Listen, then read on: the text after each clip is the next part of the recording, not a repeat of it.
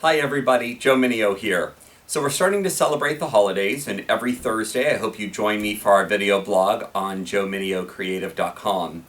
So what we're going to be talking about today is Halloween. It's only a couple weeks away. We thought we'd show you some ideas. Obviously the original jack-o'-lantern is always going to be a staple, but we wanted to show you something a little bit different, maybe a little bit more vintage, a little high-end. So what we're going to do is we're going to start off with books. Now what I like to do is I'd like to actually go to any discount store, dollar store, Goodwill, and just purchase some nice thick books to kind of have a vintage look. And what we did is now in-house, what we did is we actually made these great covers. We just printed them, we have some spooky titles.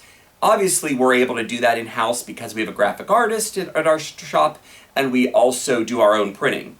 But what you can do is actually just give it some vintage paint on the outside of the book, and then you could even hand write some strips of paper with some different titles and things like that, just to make them look a little bit more distressed and fun. So we're starting those right in the middle of our table. The next item is this beautiful piece of driftwood. We also sell driftwood at Something New, our retail store, but you can get driftwood in a lot of different places. Craft stores do sell them, but if you can't really find a piece, probably best to call your local florist. They'll help you out. So we added that piece right in. Now, one thing that we use a lot at Joe Mineo Creative for events is wooden boxes. I buy these very inexpensive boxes, and then we just stain them. I don't usually like to use actual stain with a brush or with a rag. What I use is a product, and I'm going to sneak over here and grab Glossy Wood Tone. Now this is a Design Master product, and you'll hear me talking about Design Master quite a bit. We like it a lot. So what this does, by spraying, you get the exact same effect as staining. If you notice, you can see the natural in there. And this is actually a tissue box, right? But we're going to use it as a riser, and we're going to add that to one side, and we're going to add a smaller one over to this side. The next thing I wanted to talk about was the pumpkins, right? So what I did was I want to start off by showing you that I incorporated some smaller size pumpkins. For this particular design that I am technically designing for a table, I've decided not to go with large pumpkins, but go with smaller ones. Obviously, if you're doing this on a mantle or a larger tablescape, you could obviously do larger pumpkins. What we did here, as you can see, is we painted them. So what we use is a product that I actually bought at Home Depot, and it's chalky finish paint. This does come in a lot of different colors, and we just decided this kind of khaki blue would be beautiful, and an ivory. You just paint it right onto the pumpkin, let it dry, and it's giving you this chalky effect. What really makes the great idea here is we took off the stem of the pumpkin, and what we decided to do here is we incorporated door handles. So you can find a lot of vintage door handles in many, many department stores now, craft stores. What we did is we collected a different variety of them, and we just hot glue those on. It really, really becomes a fun design aspect. And we'll add a larger blue one to our boxes. You see how we're lifting those up? Okay, we'll add another little one over here. Okay, so the next element I want to show you are these great candles. Now, these are what I call church candles, right? This is that typical church candle. And what we did was we purchased these at the dollar store, and to make them look a little bit spooky, we just added some black gauze around them. Again, just one simple band around, because we really want that white of the candle to come through. So I'm going to add one there. I'm going to add a couple. Let's put one over here. Let's put one right on top of the books. Next is something really fun. These we found at the department store. Actually, I think I got these at the dollar store.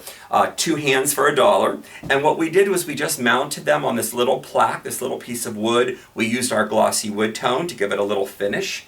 And we're going to line the hand right behind the candle, kind of almost like it's grabbing it. And how about some little baby pumpkins? We'll add those in too. Let's add one over here. We'll add one over here. But you know what? Maybe what I'll do is I decide to tilt this one just to give it a little bit more of a natural feeling. And how about if I use this to hold it up? Even better. I actually meant to do that, right? There you go. Perfect. We're going to add another element. Now this is actually an hourglass that I have in my home, but I thought that this would actually go with the design quite well. So I'm just going to add that in. And then we're going to top it off with these little risers, as you can see here, which are just little mercury glass. I love the idea of mercury glass. We use a lot of it in our retail store and obviously in our events. But what we're doing it here is actually I'm going to use it as a riser. So we'll lift this little baby pumpkin up, and I think we might even lift this one up too for a little bit more height. I am not worried about someone singing across the table, as you can see. Adding some mercury votives.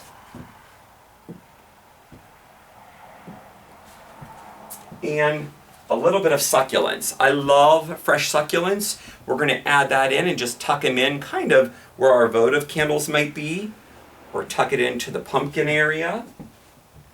And the very last thing I want to show you in our design is plumosa. Now, plumosa is a greenery that most florists do carry.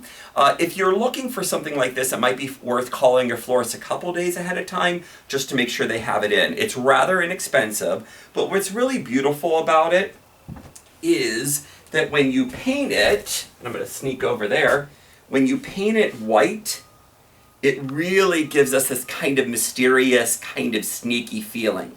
And what we're going to be doing is we're just going to tuck that in to our design. Get rid of that piece, tuck a piece into here. Make sure I don't put that in backwards.